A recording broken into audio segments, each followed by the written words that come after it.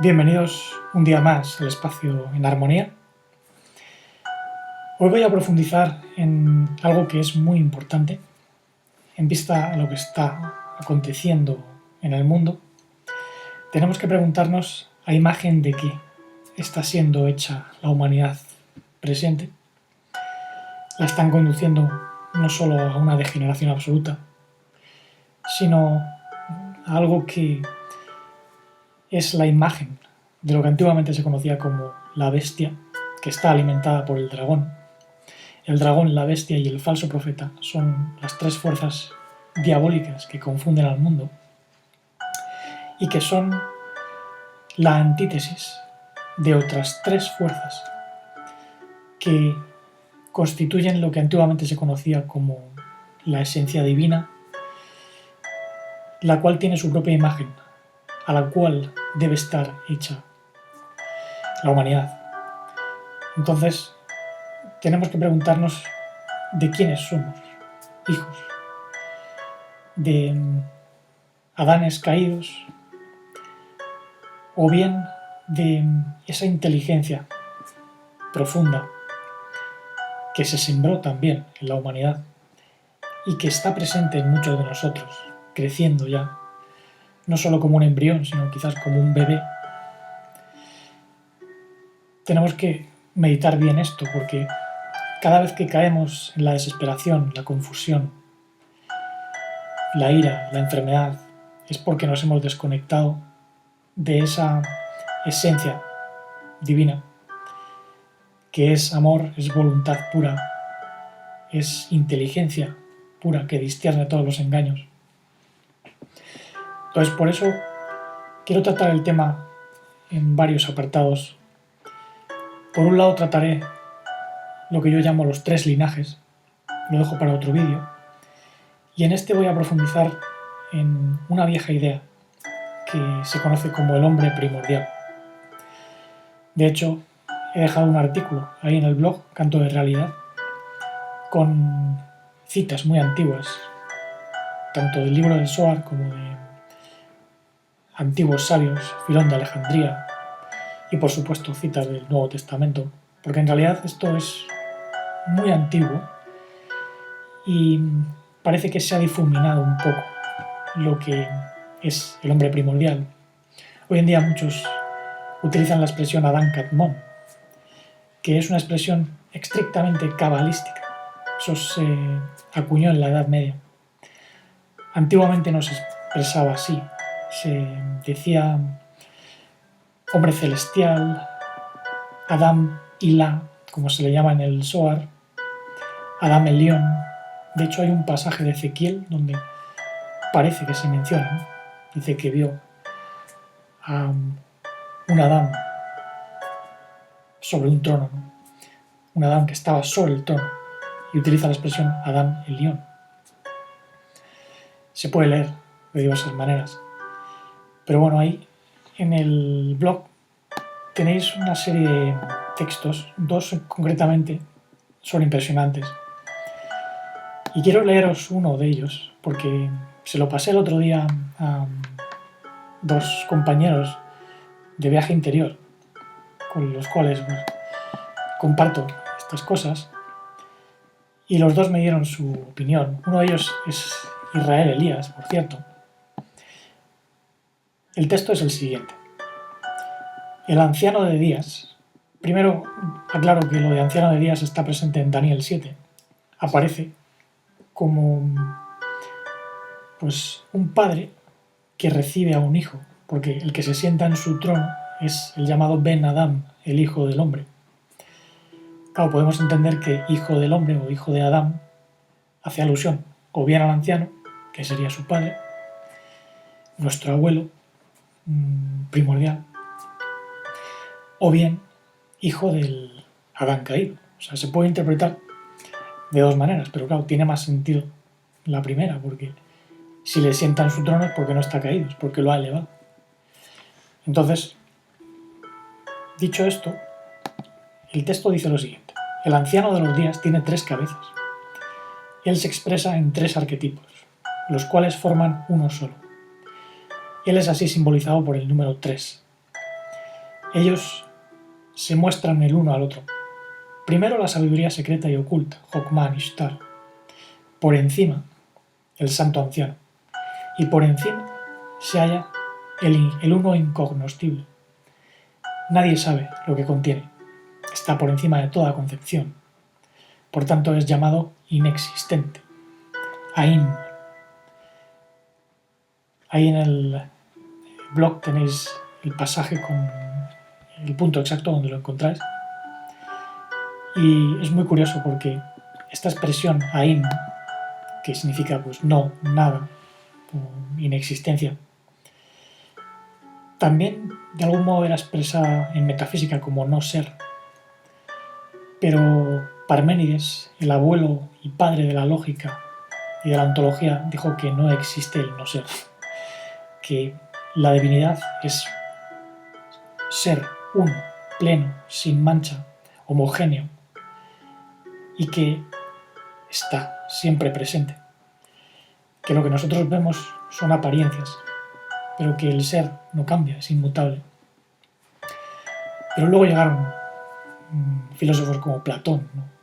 Y comenzaron a hablar de pues el no ser y el ser, y ya digamos que se quedaron con la copla esta de que hay una esencia divina que es no ser. Pero claro, eso confunde. Igual que decir Ain en hebreo, ¿no? Nada.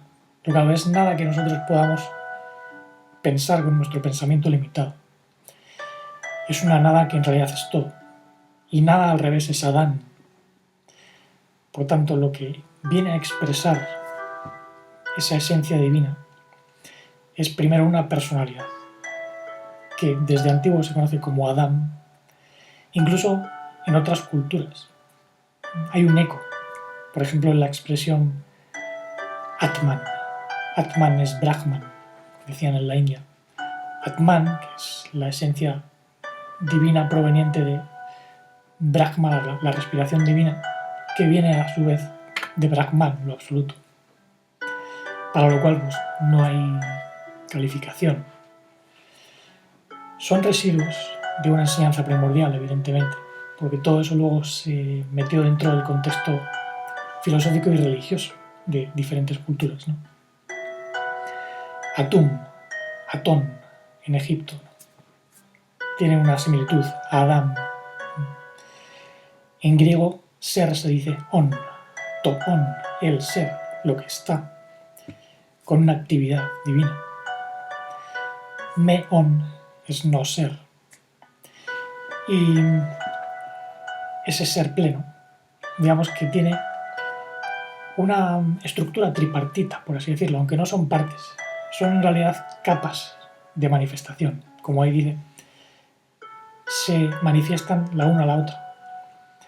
Digamos que el primer potencial es llamado el anciano, y esto era como un resplandor, así lo describían, ¿no? El kabod en hebreo. Y ese resplandor, que también lo llamaban gloria de Dios en la traducción religiosa convencional, pues tiene a su vez una imagen. Y esto es lo que Pablo decía, que la imagen del Dios invisible es el Mesías, ¿no? O el Cristo, el ungido de luz. Claro, si está ungido es porque recibe una luz del Padre. Ser ungido es ser bañado. Entonces, ahí lo que está diciendo es que hay una segunda inteligencia, que ahí en ese texto habéis visto que es la sabiduría escondida. Curiosamente, Pablo dice que el Christos, el Mesías, el ungido de luz, es la sabiduría de Dios y el poder de Dios. Así es como se traduce. Ahí tenéis el pasaje. Y esto es muy interesante porque quiere decir que no solo está en el Zohar, que está en el Nuevo Testamento, expresado literalmente. Y esa sabiduría es la que tiene que cobrar forma en nosotros. Porque forma no solo es una forma física o visible, sino que es una estructura de pensamiento. Mis pensamientos no son vuestros pensamientos. Mi forma de expresar el corazón no es vuestra forma de expresar vuestro corazón. Eso es lo que dijo, ¿no? porque vuestros corazones están llenos de ira, odio, mientras que el corazón del Hijo pues es puro amor, ¿no? Amor en hebreo se dice Javá, que tiene un valor numérico de 13, igual que Ejad, unicidad. Igual, curiosamente, que la palabra Einai en griego, que es ser. Y también la palabra Christos, ungido. Es decir, ahí hay algo que se comunicó con gematría, lenguaje matemático. Yo por eso no lo descarto. Quiere decir que la verdad objetiva se puede expresar con nuestros lenguajes. Porque no hay algo que escape al logos divino. El logos es la palabra, el lenguaje divino. Y nosotros tenemos que ser hechos a imagen del logos. No a imagen y semejanza de Elohim, porque Elohim son las fuerzas de la naturaleza, los astros, que se desordenan por sí mismos. Esto lo digo porque en la religión llamada raíces hebreas lo repiten constantemente, ¿no? Dicen que somos hechos a imagen de Elohim y que Elohim es el Mesías, pero eso es muy confuso, porque Elohim es una palabra muy ambigua. De hecho, ahí explico en el artículo cómo cuando comenzamos a leer en la Torah Bereshit bara Elohim, en realidad el Padre primordial y su Hijo están contenidos en la primera palabra, no en Elohim. Vienen antes. Bereshit es Barashit. Creo 6, que son los 6 puntos del Seir Anpin, que eso ya viene después. Pero también se puede leer como Bet Reshit, 2 comienzos, el Padre y el Hijo, o bien en la cabeza, o bien con sabiduría, con principio. Reshit es principio en hebreo. Y Beit puede indicar con o en, porque Beit es una casa. Entonces, con un principio, con una sabiduría, es decir, con la palabra, la memra en arameo, crió, generó, gestó, pero no de la nada, como dicen en la teología religiosa en general, sobre todo cristiana, sino a partir de una materia que ya estaba presente y que no puede dejar de existir. Se llama éter, la sustancia universal. Y de ahí surgieron los Elohim, que son fuerzas demiúrgicas secundarias con las cuales se genera el mundo visible espaciotemporal que vemos. Por eso, el Adán que cayó no fue hecho a imagen de la inteligencia primordial, de la sabiduría primordial, fue hecho a imagen de la naturaleza caída, de los astros. Esto ya lo he explicado, ¿no? Hay un vídeo por ahí donde lo comento con Israel y Elías. Y esto es importante porque nuestro cuerpo está hecho a imagen del universo visible, pero tenemos un cuerpo primordial dentro que está creciendo, que es hecho a imagen de la inteligencia que vino a encarnarse, a morar en un hombre para generar el patrón. Porque una cosa es la sabiduría en su estado primordial no manifestado y otra cosa es esa sabiduría, es el logos hecho carne. El logos se hizo carne y tuvo que ser en un hombre, que es el que generó el patrón. Por eso nosotros, cuando somos hechos a imagen de esa forma de ser, podemos considerarle como nuestro Padre. La palabra divina es nuestro Padre. Por eso podemos hablar del abuelo. El abuelo es el padre del Padre.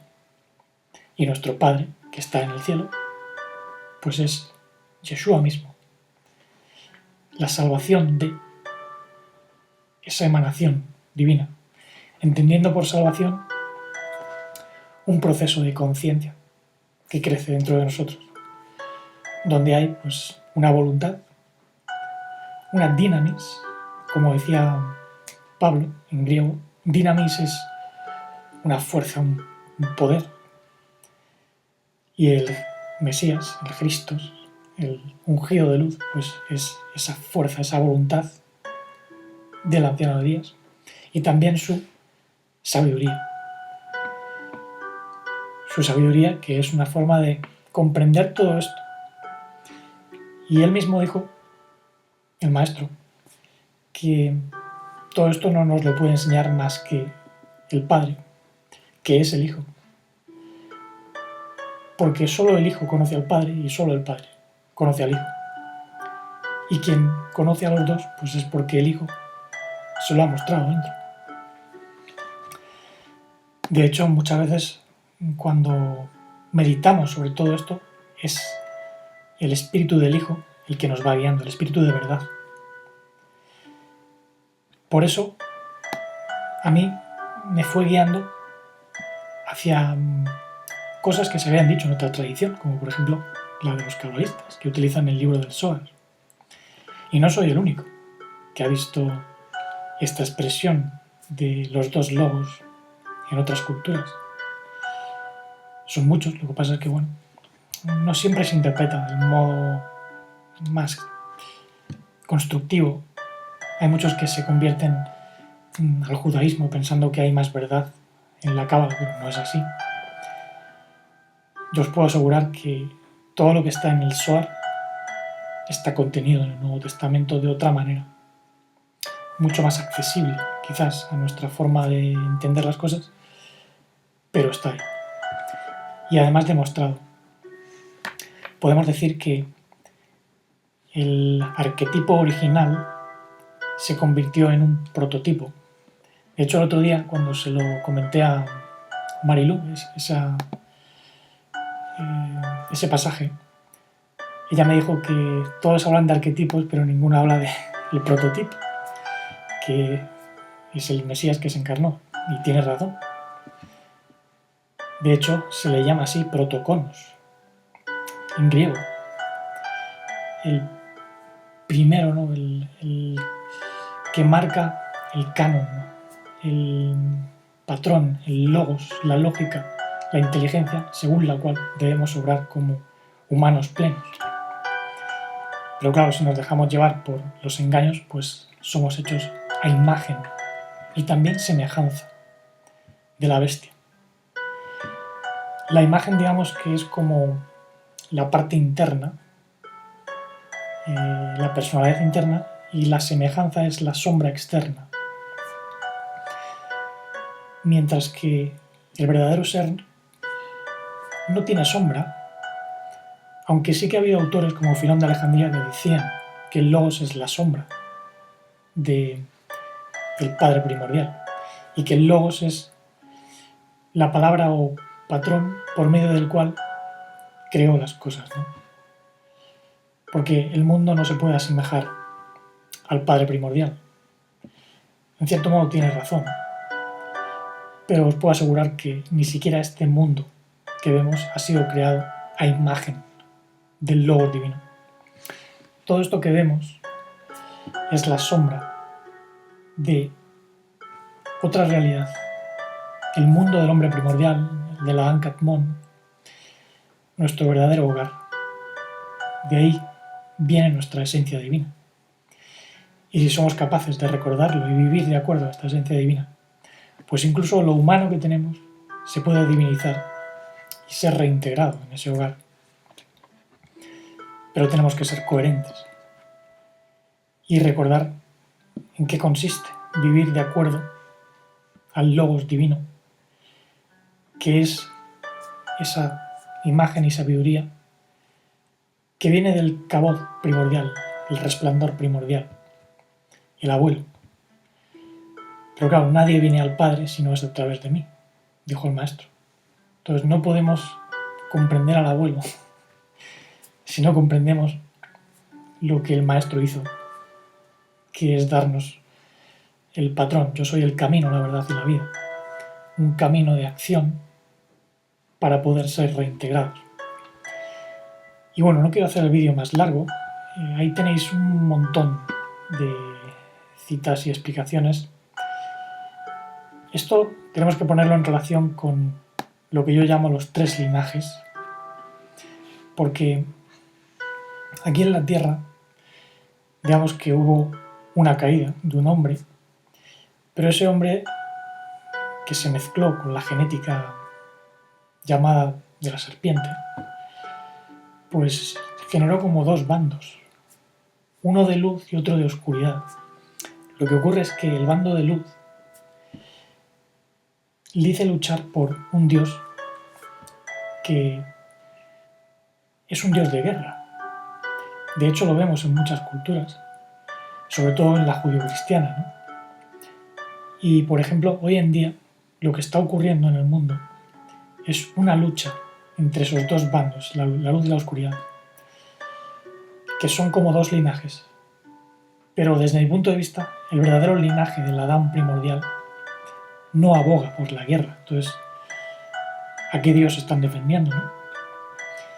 Lo digo porque hoy ha habido pues muchas teorías que sostienen que existe un linaje de sombreros blancos, por así decirlo, que están ayudando a la humanidad a caminar hacia la evolución, hacia líneas de tiempo más luminosas, y que estos sombreros blancos están operando dentro de organizaciones políticas, agencias secretas, incluso estarían apoyando a presidentes como Putin. Esto se lo oí decir ayer a un ex político llamado Simon Parkes, y básicamente lo que viene a decir es que el fin justifica los medios, según estos sombreros blancos, que con tal de vencer a Satán, pues provocan guerras o digamos que se meten en conflictos. Es decir, justifican la guerra, la matanza. Y a mí eso no me acaba de cuadrar. Hay mucha gente que está entusiasmada con el hecho de que hay sombreros blancos que están ayudando a la humanidad. Y no dudo que los ha habido siempre. Desde mi punto de vista, hay un linaje de ese tipo. Por eso he mencionado a veces a los templarios. Ellos eran guerreros y muchos de ellos mataban en nombre de Cristo y en nombre de Dios. Pero eso no es nuevo. O sea, eso viene del rey Salomón y de David. David pues era un asesino igual que Salomón, igual que lo fueron muchos israelitas, ¿no? Evidentemente hay una línea de guerra santa que se ha externalizado, y yo pienso que es por una interpretación errónea de lo que debe ser la guerra santa o la lucha santa, yihad en árabe. La primera vez que oí ese término así, guerra santa, fue dentro del contexto sufí, aunque también existe en la tradición judío-cristiana, ¿no? El Armagedón. Ar-Magedón viene de Ar-Megido, la montaña donde los israelitas comenzaron a luchar contra sus pasiones, porque en realidad la lucha es interna. Pero si lo llevamos afuera, pues ya caemos en el mundo de Satán. Entonces, por mucho linaje de luz y de sombreros blancos que tengamos, eso no es ser hechos a imagen del Padre de luces, o de su imagen, mejor dicho, a imagen de su imagen, de su logos, de su sabiduría, de su voluntad, que es el ungido de luz. Si nosotros somos el cuerpo de ungido de luz, no nos podemos meter en guerras. Cuando los romanos fueron a apresar al maestro, según los evangelios, Pedro sacó la espada y el maestro le dijo: guarda la espada, porque quien a hierro mata, a hierro muere.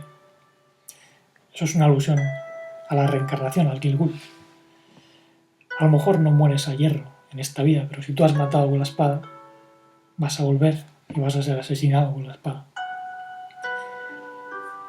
Por tanto, es muy discutible, ¿no?, cuando unas potencias tratan de defender a los débiles por medio de más violencia.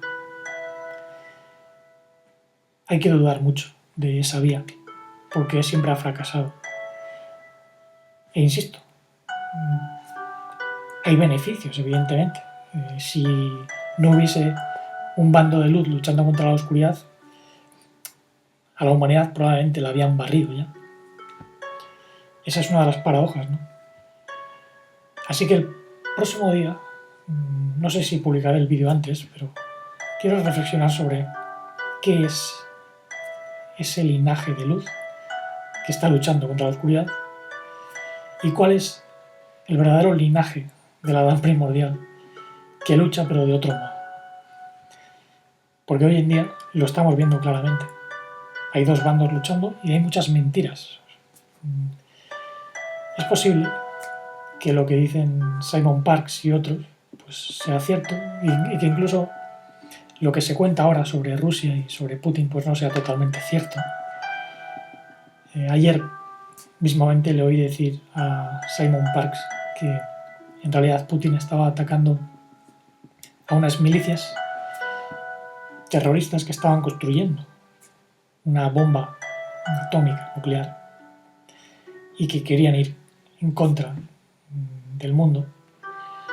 Es curioso que por parte de Estados Unidos ya se ha descubierto que Ucrania está plagada de biolabs, de laboratorios con armamento biológico que estaba financiado por Estados Unidos. Así que bueno, están preparando algo, desde luego. Y bueno, esperemos que sea más poderosa la fuerza de la luz primordial, que es la que puede cambiar las líneas de tiempo en realidad. Así que bueno, espero que os haya gustado el vídeo. Decidme lo que pensáis, ahí tenéis un artículo. Y hasta el próximo día, pues sigamos meditando sobre la verdadera sabiduría primordial, la que viene del anciano de días, para ser hechos a su imagen y expresar el amor primordial, la vida no fragmentada, la conciencia integral y la serenidad dichosa e infinita.